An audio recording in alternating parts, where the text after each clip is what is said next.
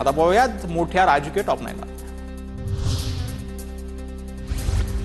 पुण्यातील मुंडवा जमीन गैरव्यवहार प्रकरणामध्ये पार्थ पवारांना दिलासा पाहायला मिळतोय। चार्जशीटमध्ये पार्थ पवार, दिग्विजय पाटील यांचं नाव नाही, फक्त शीतल तेजवानींचं नाव नमूद करण्यात आलं।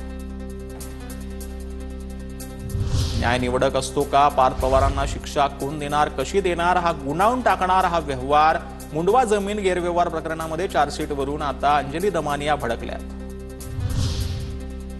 उपमुख्यमंत्री सुनेत्रा पवारांकडून यशवंतराव चव्हाणांच्या प्रीतिसंगमावरील स्मृतीस्थळाला अभिवादन। सुनील तटकरे, रुपाली चाकणकर, मकरंद पाटलांचीही उपस्थिती।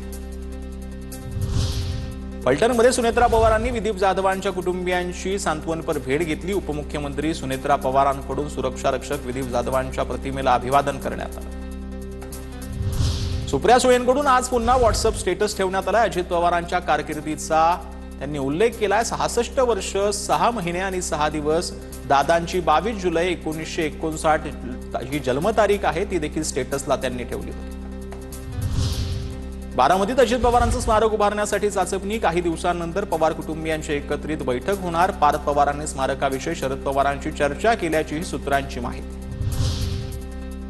पुणे जिल्ह्यामध्ये होणाऱ्या नव्या रिंग रोडला अजित पवारांचं नाव द्या। राष्ट्रवादी काँग्रेसचे आमदार शंकर मांडेकरांची मागणी। रिंग रोडला अजित पवारांचं नाव देण्यासाठी पाठपुरावा करणार असल्याची प्रतिक्रिया। पुणे महानगरपालिकेमध्ये अजितदादांचा पुतळा उभारा। शिवसेना शिंदेच्या शिवसेनेची मागणी। शिवसेनेच्या वतीनं लोकसभेत शोकसभेचं आयोजन करण्यात आलेलं होतं। शोकसभेमध्ये हा प्रस्ताव जो आहे तो मांडण्यात आला।